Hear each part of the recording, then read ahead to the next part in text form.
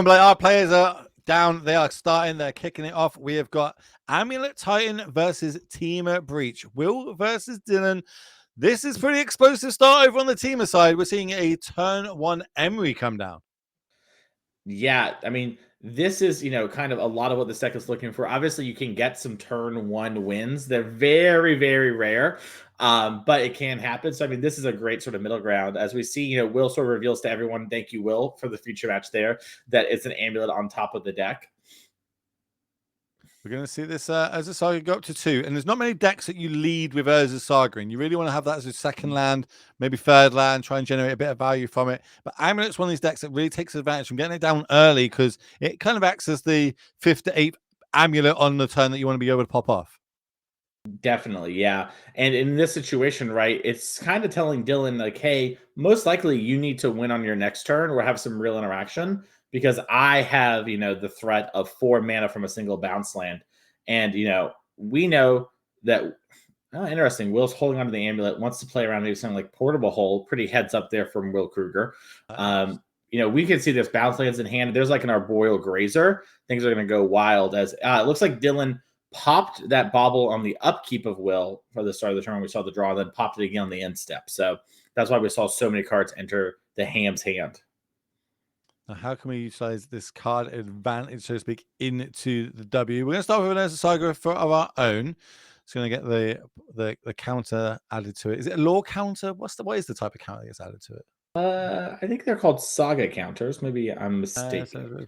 That sounds wrong, but I'll go with Saga counter. Why not? Who's going to tell us we're wrong? It's me and you. We got microphones, and there's no one else here. It's fine. Yeah, that card's in Japanese too. You can't read it. You don't know. That is true. There it is on the screen for everybody at home. Lore counter. You were right. Let's go. And of course, I like getting Titus's artwork on there as well. Titus is one of my favorite Magic Gathering artists, and this one just looks absolutely phenomenal. But back to the match, we're going to be casting that Tabin Emery. We casting the Bauble from the graveyard and a little bit more card advantage. Now the card that has been untapped, the talk of the town, is going to be the powerful Mox Opal. That's the Portable Hole that Will was playing around. Big brain there. And the last card we're going to see pass for the turn right now is the Rumble, which is going to go find a Lantern. And then we're going to cast it using the Eldrazi Spawn token. A lot of game actions happen there for turn 2. Yeah, and this Soul Guide Lantern actually does matter a decent bit versus the new builds of Amulet. They use their graveyard a lot more. It used to be that, back in the day, this would not be anything. Will would get double Amulet. He'd play a Titan. He'd give the Titan +4/+0. He'd give it double strike, and he'd kill Dylan. That's not the way we play anymore because there's so much good creature removal. You even see Kruger talking to his teammate now, like, yeah, there's the Soul Guide Lantern. I think I can beat it. It's a little tough. It also matters what's in Ham's hand. But, this is a situation where, funny enough, if Kruger just had 2018 Amulet with Urza Saga, he'd win here. Now, that isn't what we have, so we got to, work through it all a little bit. All right, so we find an amulet. We play an amulet from our hand with the 1 mana floating from the Urza Saga. Bounce land, generate 4. Dryad, 1 mana floating. Summoners Pack. Will's moving so quickly. I feel it's lethal. So Will actually had the Dryad in hand. That's one of the easy ways to get through this here. So what's going to happen here is I think Will's setting up where Summoner's Pact for the Titan. We're going to grab the Titan.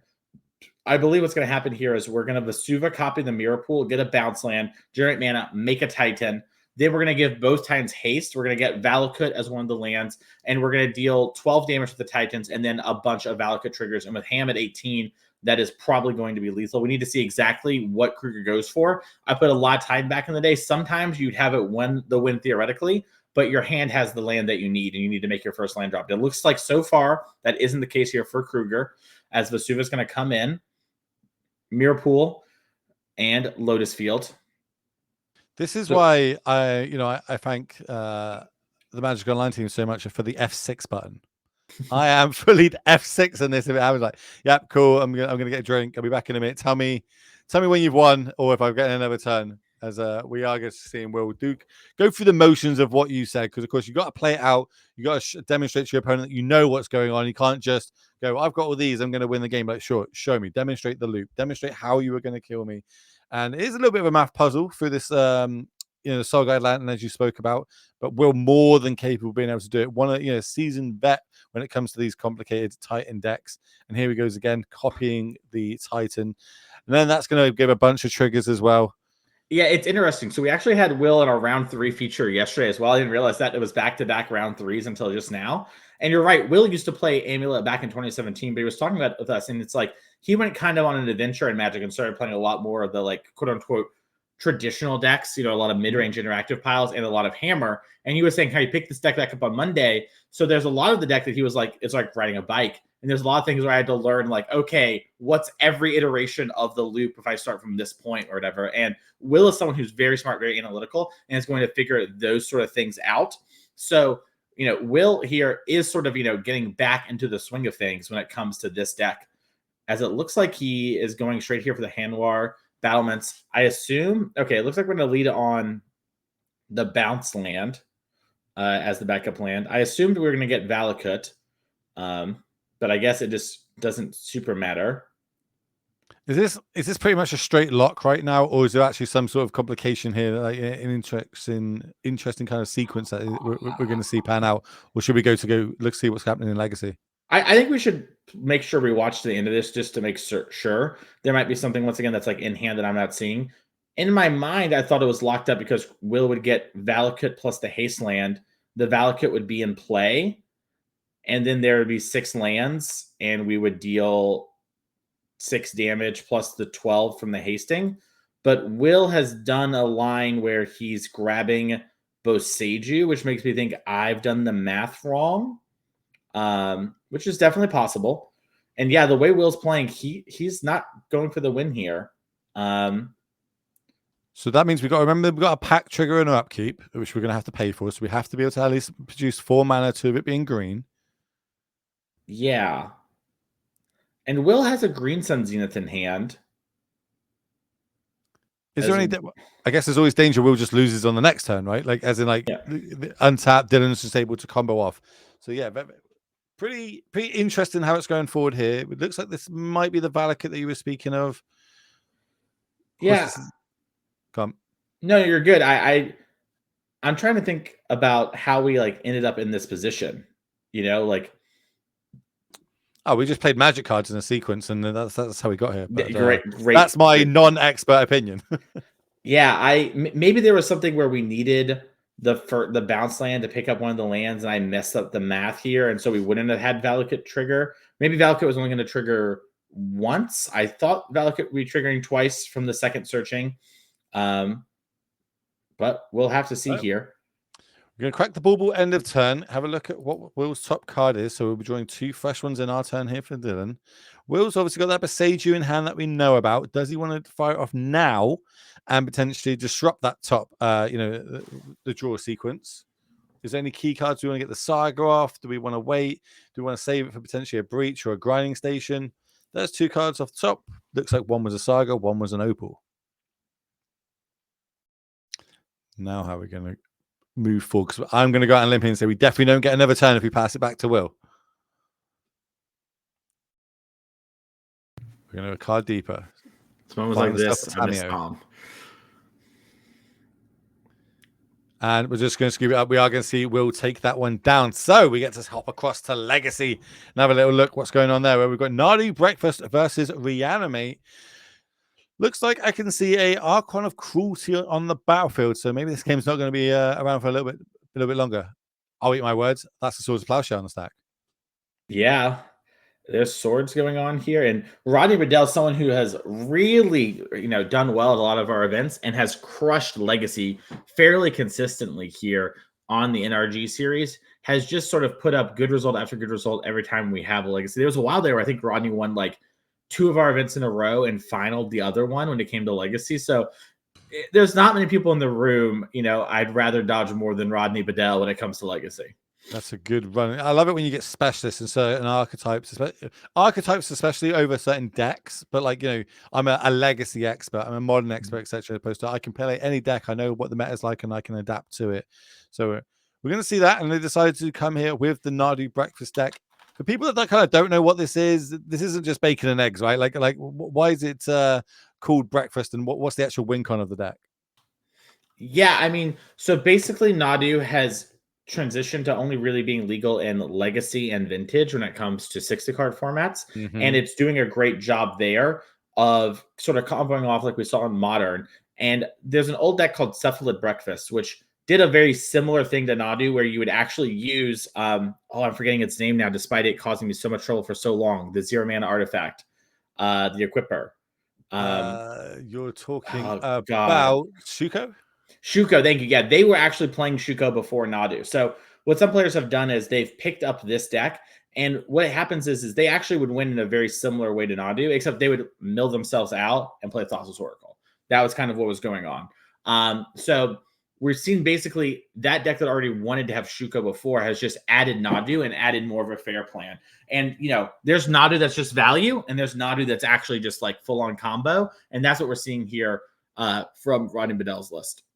And in a format like Legacy, where realistically the mana base is so easy to splash that third color, you leave yourself a little bit more open to Blood Moons and Wasteland effects. But the upside, just the downside is almost non-existent, as we've just seen there. Instantly drawn 2 extra cards into the grip. One of them being Force of Will, the other one being, I can't remember the name of that little annoying creature. Come on, it's the Illusionist, isn't it? Yes, the Cephalid That's the one. Illusionist, I believe, That's the which one. is where the deck got its name of Cephalid. And then decks used to be named after like cereal and stuff. And so the deck was called Cephalid Breakfast. So we here are calling it Nadu Breakfast because it's sort of a Nadu here. But Okay, real question that everybody wants to know: what did Mason have for breakfast today? I had a Pop Tart and coffee. That I is the didn't most have much time. American thing I've heard today. I wish I had more time to cook real food. I overslept a little bit. I'll be real. I had like 7 minutes when I woke up between needing to be here for our check-in for production, and so I just didn't have time to cook. It's fine. I'll let you tell the truth. I appreciate, Pop Tarts are a thing. It's almost like a delicacy for you, I imagine, on that side. But that you can't be a full English. That's what I'm saying. I'm throwing it out there. Don't come at me, chat. Back to the match. We got the attack trigger here from the Archon. That means that they're going to have to sacrifice a creature or planeswalker, discard a card, and lose 3 life points. And then once it connects, they're going to lose another 5. On the other side, they're going to gain 3. They're going to draw a card, and basically feel in a really good place, especially with this Ponder. Yeah, it's Ponder, isn't that art? We'll get to look at the top 3. We find ourselves a Fort Seas as well. This is a pretty good spot to potentially try and get 2 cards out of the hand and force the Force of Will to be played.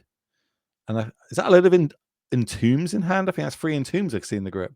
Yeah, it does look like Entomb, Brazen Borrower, and then some other card there is the last one. So a lot of options available here for Sam. Do you feel like we're probably looking for something like a Brainstorm here, so we could pick a couple copies away, somehow shuffle our deck, stop that, or is it just being able to put loads of big fatties in our graveyard? So potentially our future unearth effects or our reanimate spells are going to be super powerful moving forward. Yeah, I imagine my guess here in the way this ponder is going is there's one card that's really good and probably some cards that aren't very good. Just the amount of thinking that was happening, and just sort of like the gesturing towards the hands and whatnot. So Thoughtseize with the card we drew from the ponder, and yeah, Rodney is actually just kind of forced to protect the Cephalid Illusionist, and we'll see. So so Archon of Cruelty is target player, right? Like, so basically I don't actually have to target the creature for it to be a sacked. So that's why there would be no Nadu trigger, correct? Correct. Yes. Archon of Cruelty. I think actually I might say each opponent, but it is involving the players, not a creature. Edict effects you can't typically like say target thing sacrifices itself. Yeah, target opponent. Yeah. All good. So Leyline of the Sanctity would stop Archon of Cruelty. Technically, you'd still have an Archon, but We need a good top deck here to be able to. We're going to Surveil. That's going to go to the graveyard. Don't want an extra land. Draw for the turn. Didn't get a good look at it. I'm going to pick down the Illusionist. And I think things are looking pretty good for Sam here as Brazen Bar was going to bounce the Illusionist. And we're going to have Daze. Oof. That's going to counter it. Uh-oh. It looks like it's going to happen. Are we seeing a win out of nowhere here? I think there's a good chance. Yeah, you're seeing Rodney flip the deck over. There should be, some Narc Amoebas and then a Dread Return. Whoa. And then we bring it back. Whoa. The Thassa's Oracle. Yeah, you're seeing Rodney be like, hey, you can look through my deck, but I've got the kill here. And Out this is of why people play nowhere. this. Yes. Jeez. Okay, well, on that one, it looks like modern is firing. So let's go back to modern and see game number 2 here. Will one game up with this Amulet Titan deck versus Grinding Breach Station. Not as the most powerful start here for Dylan. We kind of over on Will's side had the big powerful one, powerful turn 1. Can, if we have a green source, take that amulet out now that we've got the Haywire Mite on the battlefield? Yeah, it's interesting to see Will play that. You saw last game how Will protected his amulet. Now, Will had it like kind of rolled up in that situation, so the situation is maybe a little different. This strikes to me as maybe Will, I haven't seen able to see the hand yet, might have a for sure kill if the amulet sticks around. So maybe just develop the amulet to be like, hey, if you lose your Haywire, maybe that makes your Opal awkward. And if you don't kill this, I might kill you. It's just going to be Aftermath tap, Analyst land, sometime. and go. We find off the top here for Will, finds himself the Aftermath Analyst. Oh, okay. I think I see what happened. So I mentioned this amulet might be a kill. Will had an Urza Saga in hand. I think he was hoping that the amulet would die so that he could maybe develop his saga. Oh, look, trying to bait it out a little bit. Okay. Yeah, exactly. I guess it's like there's bonuses to both ends of that way. Like if it lives, great. If it doesn't live, I've got the backup plan sorted. Exactly. Yeah. It's a real like, what are you going to do? Leave me with my amulet? What are you going to do? Leave me with my amulet? You know, it's a real like, how do you get out of this situation? Here comes the Lotus. Lotus is going to come and play untapped with the trigger. We're going to sacrifice 2 lands, put it into just an untapped Lotus here for Will as he passes the turn back. That's Grinding Station in hand at the front. And that might have been a breach plus 1 extra off the top. Yeah, it was Breach Breeding Pool for the draw with Grinding Station in hand here for Ham. Mox Opal in the graveyard. Dangerously close to winning this game.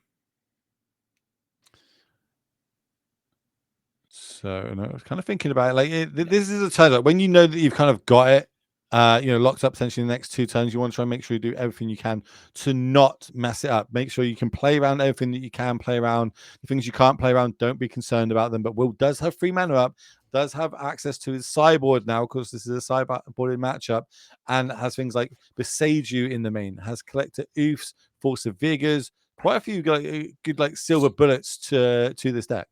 Yeah, so there's a lot of strong cards for Will. We know, hey, it's oops, all lands in hand. But Ham can win, but like you just said, if any of those things like Boseiju or Force of Vigor in the way, Ham will be really far behind. Also has like Ottawa Haywire Might available as ways to interact. So could just see, like a development of Mox Opal. But I think what's going to happen is here, we're going to lead on station. Then we're going to buy back the Opal, then play our land for turn, then play Underworld Breach, and I think Ham's just like, hey, it's getting worse for me. You have so much mana. I can't afford to play around things like Force of Vigor. And if I do make you Force of Vigor, you're on 1 card left in hand. It's going to be kind of hard, I imagine, for you to beat me. So with that bauble on the stack, we're going to sacrifice it after we've floated some mana. Then we're going to mill ourselves free. So we've got 1 mana in the pool, which I'm going to go on a limb here and say is red.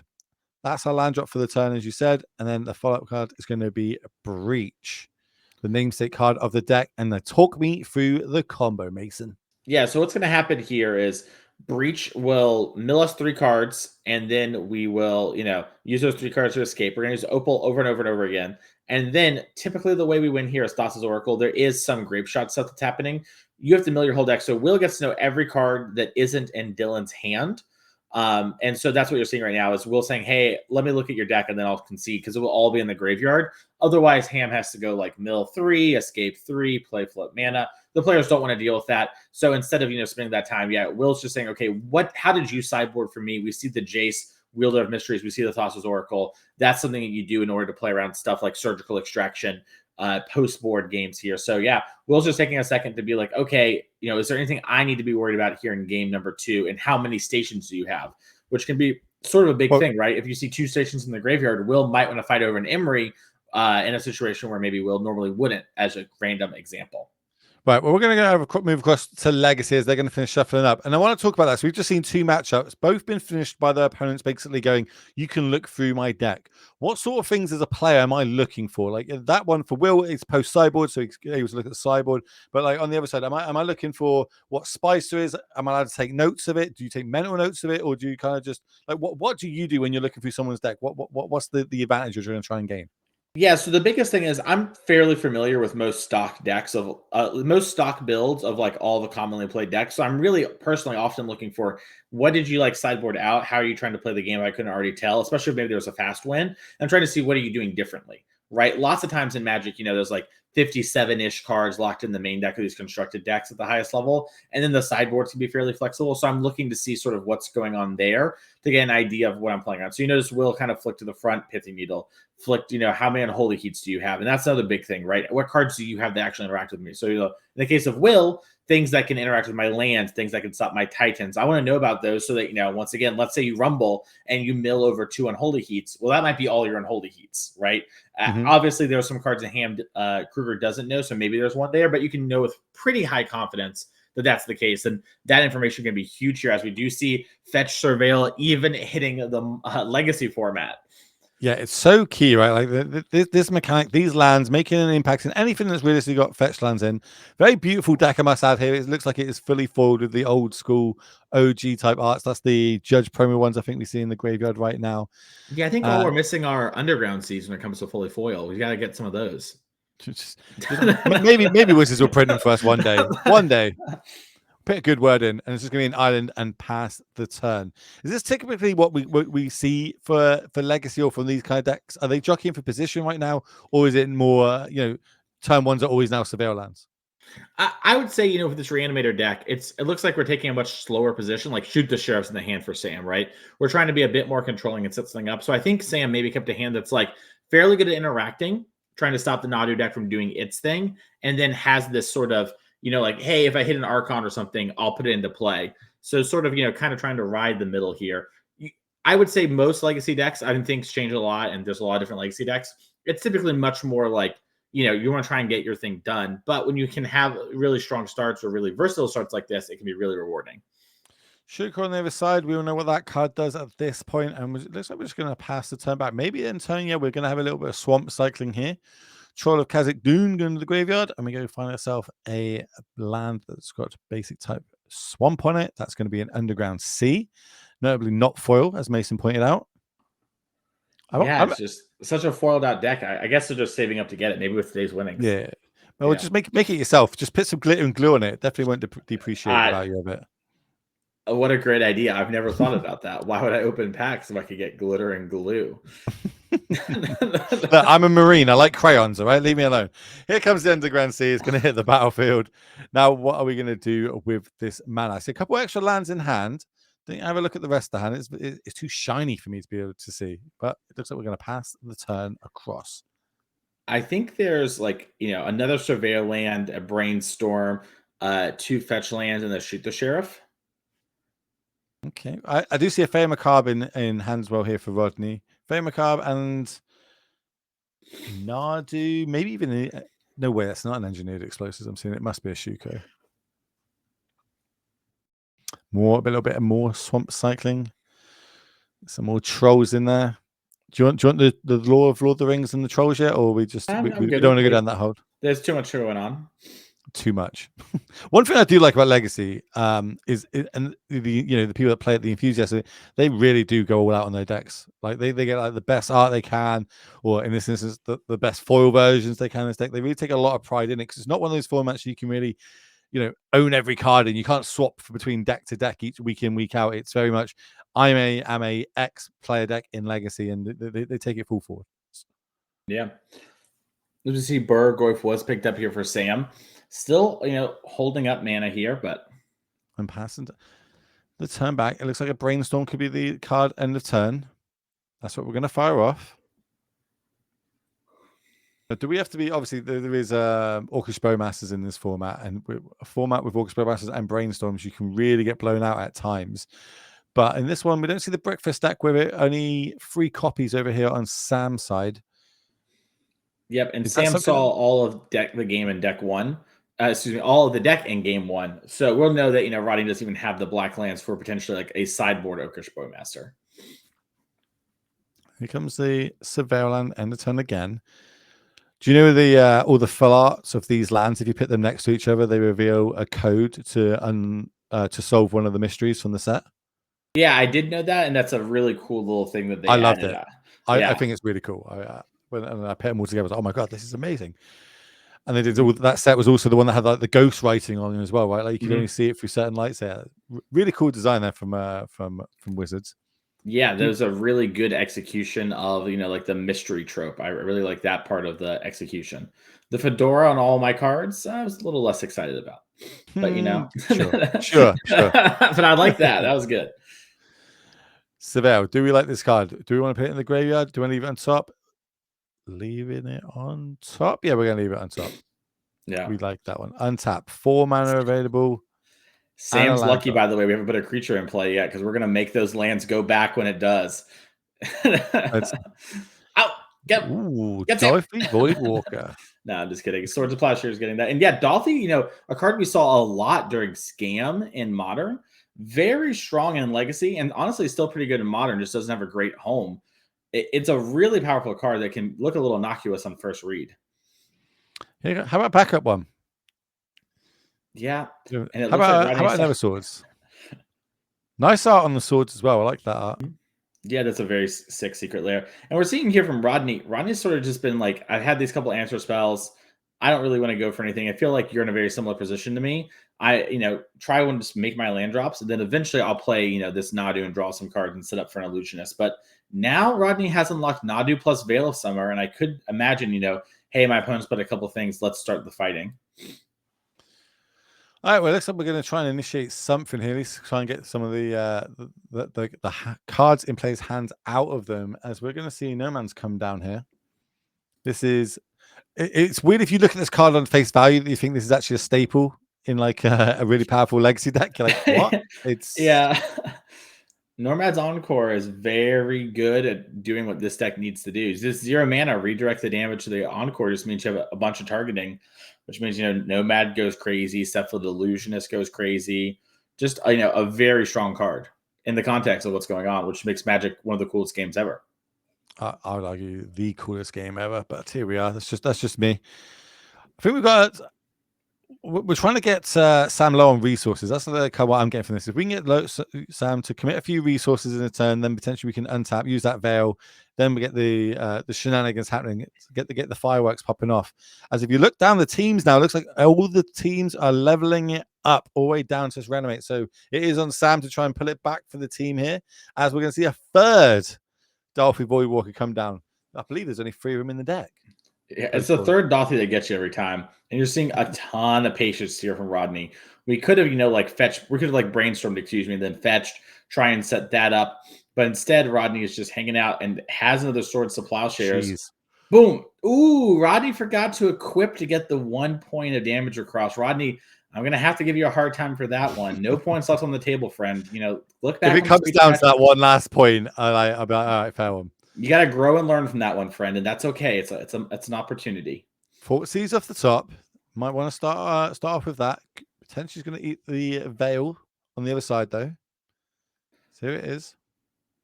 Target you.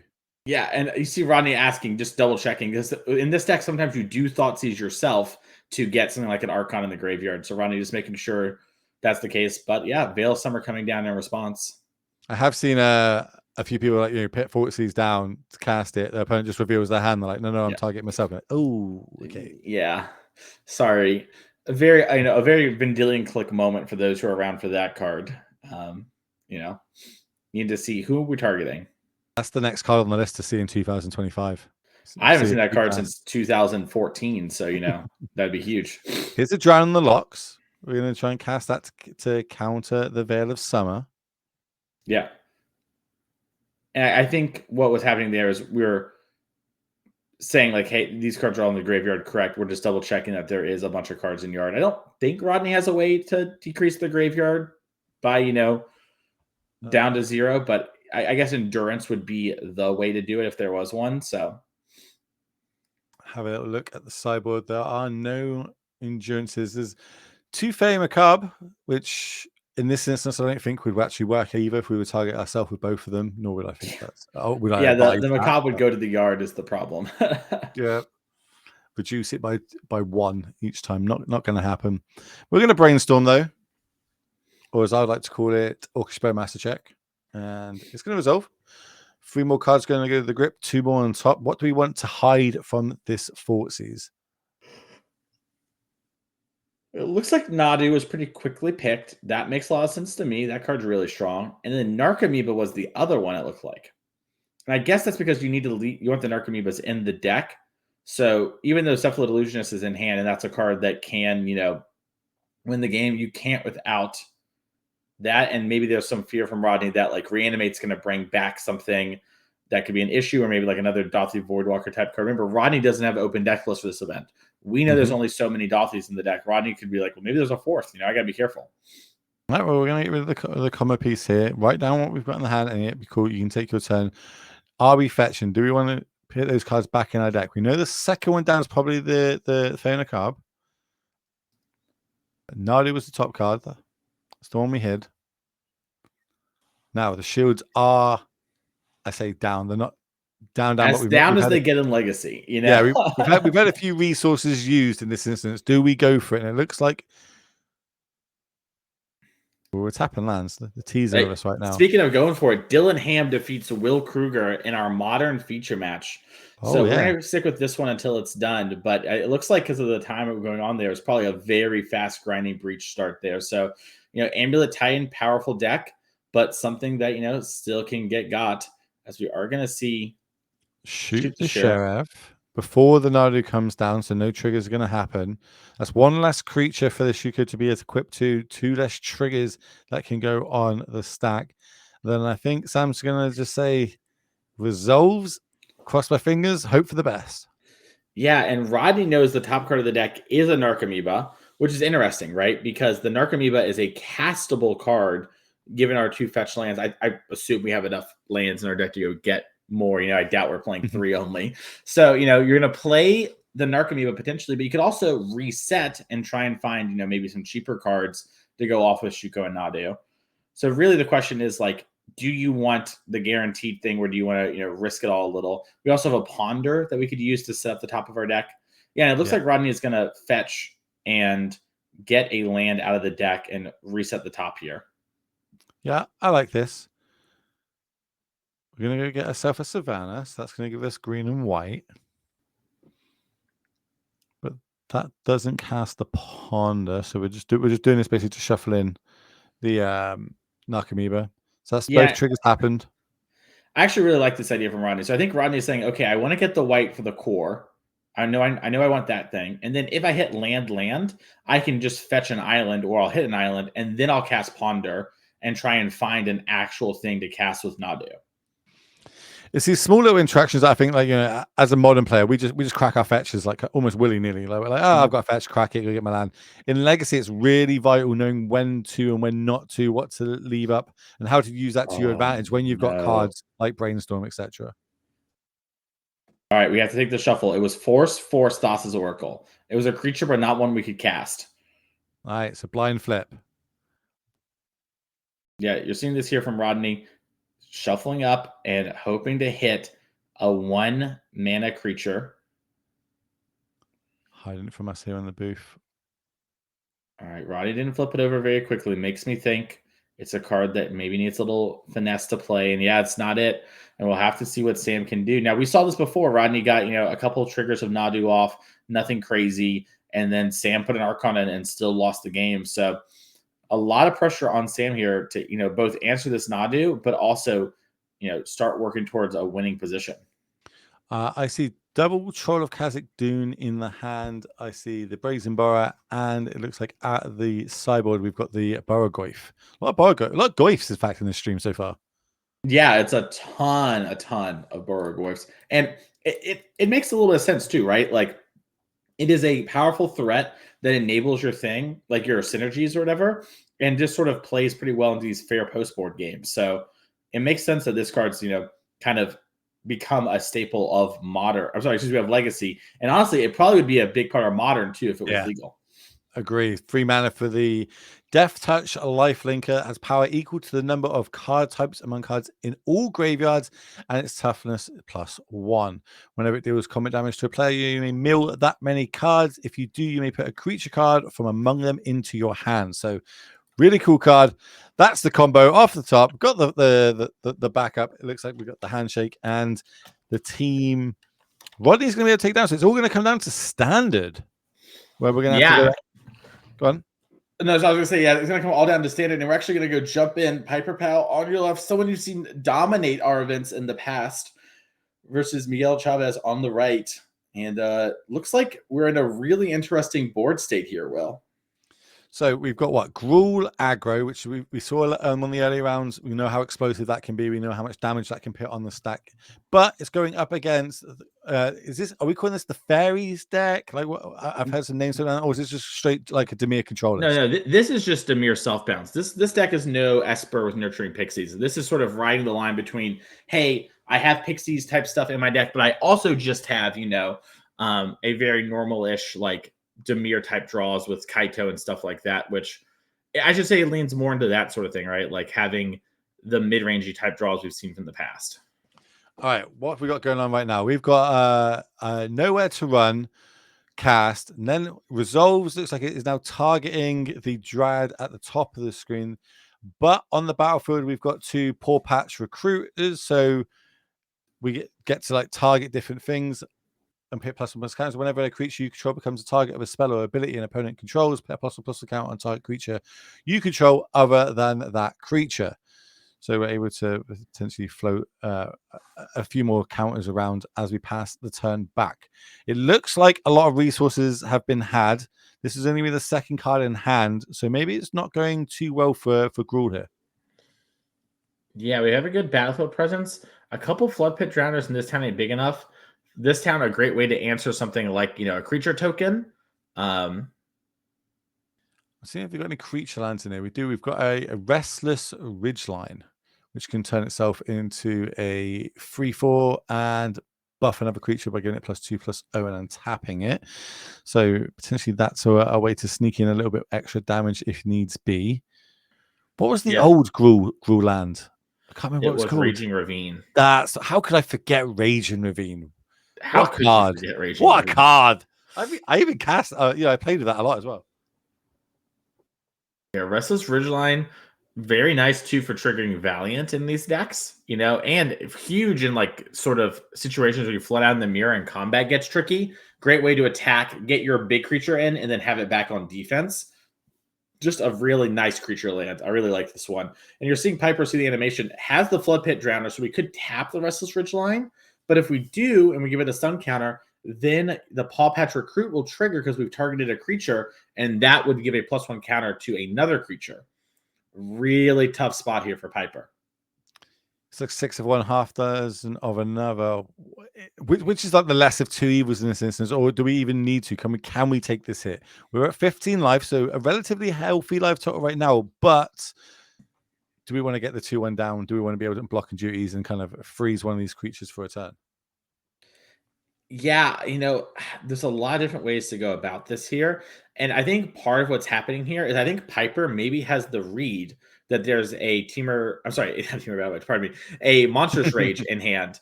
And is saying like, hey, if I go for this Ridgeline, I think we're just going to get Monstrous Raged. So maybe I just have to this town and big enough. But then also, which one am I bouncing? And if I'm not doing that, am I also maybe letting myself get, like potentially hit? Do I want to play this post combat as post attackers as a potential blocker? That line's a little worse here, but it's really hard to know. It's also hard to know I'm not exactly sure what the copy token is a copy of. And I think that matters a lot in this situation too, as to like what Piper might be thinking about. I imagine that's a Paw Patch Recruit's Offspring token, given like the Gruul deck's commonness, which means there's 2 counters if we target this Ridgeline, which means there's long-term, pretty big implications here for the triggers. And yeah, you're seeing it.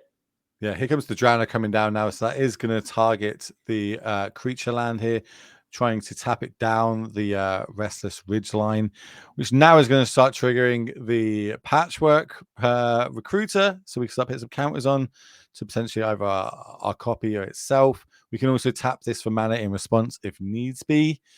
So starting off with putting the +1+ counter on the copy, and the fact that both of them are getting them kind of says that that copy is another recruiter from the Offspring. Mm-hmm. And we're Green not. dice representing the stun counter here. Looks like we didn't float any mana though, so that means potentially we could be dodging a monstrous rage. Yeah, it's definitely possible that we just actually don't want to rage, and so we're trying to sell the bluff that we don't actually have rage. Might also just been verbally said that I float the Yeah. mana. Yeah, That looks like exactly what it is. yeah, that's something that makes a lot of sense. But also too, like if you don't think you want to cast it this turn and hold it, I do think there's something to be said about just like, yeah, let it happen. And a player like Piper is going to pick up on that, and especially if you do it right away, Piper will be like, oh, maybe it was Witch Stalker Frenzy or Burst Lightning that made you think about combat a little bit more. Starts playing around a different card than gets got on the next turn. But you know what? Just hit an extra 3 is not bad at all with so much damage coming across the board here. I believe this is 11 points if I've added it all up correct. Which if we take it all, that'll be dropping down to 4 life points. But yeah, I think we might be going on chump block and duty here. We're just going to go in front of the copy, which remember is a 1/1 plus the 1/1 counter plus the roll, which gives it +1/+. So it's actually a free powered creature. So there'll be no trading. It's just chump blocking going on there. And we'll be taking the hit from the other patchwork, which is 1, 2, 3, 4, 5, 6, 7, 8 damage. Quite a lot. Yeah, and there's trample too because of the rolls, right? And these cards just have trample. So that Flood Pit Drowner was literally a 1-point block. Piper playing on a razor's edge here.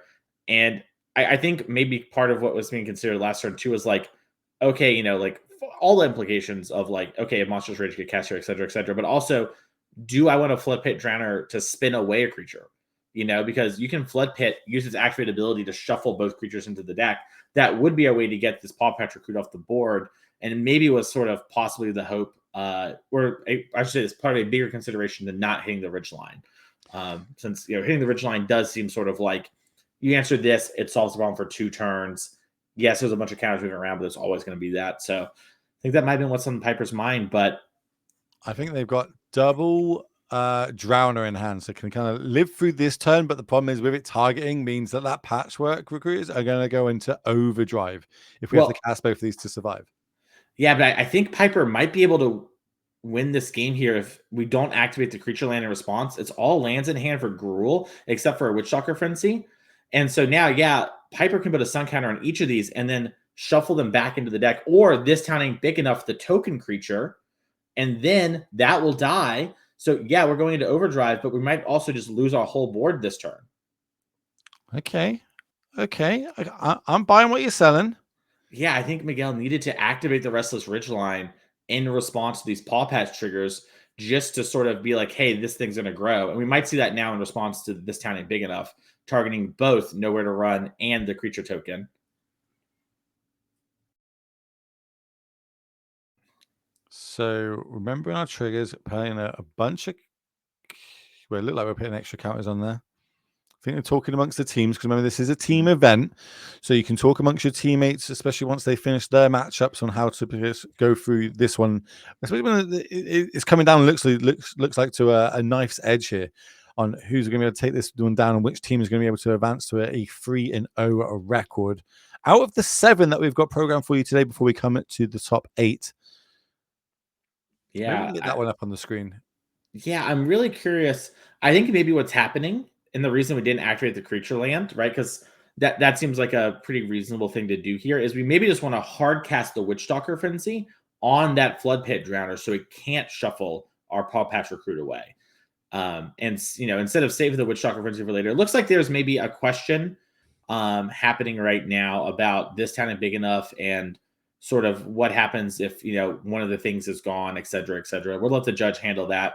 And we'll give you the ruling as what's coming on when that matters. It might also be a situation of potentially backing up. The player started to put the counter on, but maybe wants to respond. We'll have to see exactly what happens here. But yeah, I mean, these standard games are really interesting and do a lot of like minor nuance. And it's just so cool to see standard be such an interactive and big part of Magic again. Both those things are big in my mind. Sometimes you have standard formats that aren't super interactive. And even these decks, with like Pixie, which runs you out of resources fairly lowly, and Gruul that kills you very quickly. This game still have a lot of play to them and a lot of tension. So it looks like by the time everything's said and done, the token is going to go. The roll token, I believe, does a point of damage when it falls off. And then, as you said, we're using that frenzy to get rid of the creature of the drowner, so it cannot be shuffled in, and will leave us with our, it's incredibly big now, bunny rabbit. Yeah, so it wasn't the wicked roll. So there's no damage that's lost. It's monstrous rage. So that's the Why trampoline do I token. think they all did that? I don't know. It's probably because you only played with the wicked token, to be No, honest. yeah, fair one. that's it's a lot modern, So I mean, bring back the evoke deck. We don't call it the other way. It's evoke. It's cheers wizards for putting that one in my head. But how can we move forward here? Looking for some more threats. We do have the restless ridgeline, and that looks like how we might fire it up. 4 mana to activate. Yeah, there's a lot of trickiness can kind of happen here. So one thing to note is if Piper were to preemptively play the Sled Pit Drowner like on the Paw Patch Recruit, obviously it would give a counter, which is bad, but also this creature land would untap, which would remove the stun counter. So it looks like Piper's trying to, ride the line here, go low, and then maybe tap down the Paw Patch post-combat. We'll have to see exactly what's going on. We can use Nowhere to Run to just reduce the power of the land to 0, meaning we take no damage. And then because Paw Patch Recruit can never target the thing that is being targeted. And then use Sled Pit Drowner to spin away. So we're going to put the stun counter. We're doing what you said, exactly what you said here. Oh no, I thought. Oh, so yeah, we're Oh, we're just putting a stun counter on it and then jumping it. We're stun countering, then we're gonna block, let damage happen, and then we're gonna know where to run the creature land. So now that it's dead, so it will take combat damage. So Piper's giving up on the idea right now of spinning away the recruit, and is actually just answering this creature land, and is I think hoping to draw stuff like Kaito to just chain tap it down. If Piper top decks a Kaito here, we can just keep this Paw Patch Recruit tapped probably for the rest of this game. This game, is not going super long either way, and most outcomes. And the follow-up is going to be a hero. So we are going to give it, that means, we've got no more cards left in hand. We're living off the top of our deck. We're going to get some triggers. Yeah, and it looks like this is in response to the Heartfire Hero, so it's not going to be able to get a counter. Makes sense. Big draw step. All right, this spell. Fear of Isolation. We can use that to pick up the Nowhere to Run, kill this Heartfire Hero, and pop our map. I mean, this is how Piper needs to get out of this game, and you're seeing why a lot of players are liking these bounce decks. They are very good at sort of, using a lot of resources, climbing out of the hole. It's Soulstone Sanctuary. If you're going to draw a land, that's a great one. That's another one that can be on blocking duty later on if needs be. Yep. And we're seeing here just a main phase activation of this just to make sure we don't get got by anything. Just get the Heartfire Hero out of the way. It could go sideways. It's definitely not free to do. Looks like maybe Piper's actually thinking about not doing it. Talking about the Rockface Village in play. That's a way to grow the hero. You can respond to that, of course, but... So yeah, we're going to give it -3/-3. Means we take no damage, no shenanigans from any protection spells that potentially could be in the list. So both players top deck in here. Yeah, I think Emberheart Challenger is the real punish here. That's the one that Piper's really hoping to dodge by not playing this Nowhere to Run on Miguel's turn. And that's Manifold. Ooh. Nice. All right. Okay. That we're going to make 2 copies. Offspring is going to come along. So this is the one that can give our mice double strike or trample. So again, a really quick way of closing out the game. I think we're just having a little read to see how big is my creature right now. Yeah, I think they were seeing how big it is, and also how does Paw Patch Recruit work? Oh, Kaito's drawn. Kaito off the top. That was the card Piper wanted. She was hoping to dodge one turn of creatures, get a land there. I think Piper would have easily won this game, but we're going to keep battling it out here as Piper can attack with the Fear, put a Kaito into play, replay the Fear, can use stun counters as well. Oh, it's dangerous to close here for Piper. She's so close to pulling out of this. So the fact you're pointing to it, points out like, oh, maybe you definitely drawn a bounce by some description. Arguably the best one we could draw. So we can get 2 points of damage in. Part of the problem here, and this is why players love Paw Patch Recruit so much in this matchup, is will we do all of this, but the recruit grows the mice, and these mice can get double strike. So they're going to kind of burst through here and they have a chance to kill Piper, especially with that Rock Face Village, or potentially kill the Kaito if not her.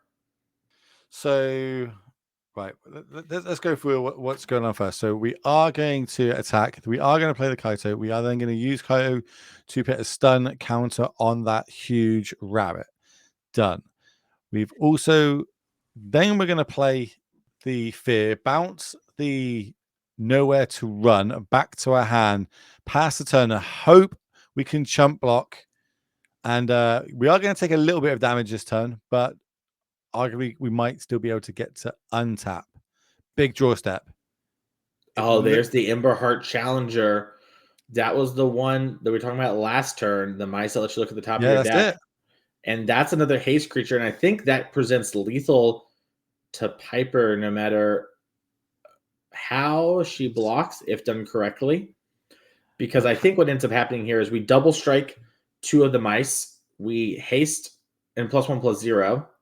Yep. And then I think that makes it lethal because you get 4 through no matter what, and then you get 1 through.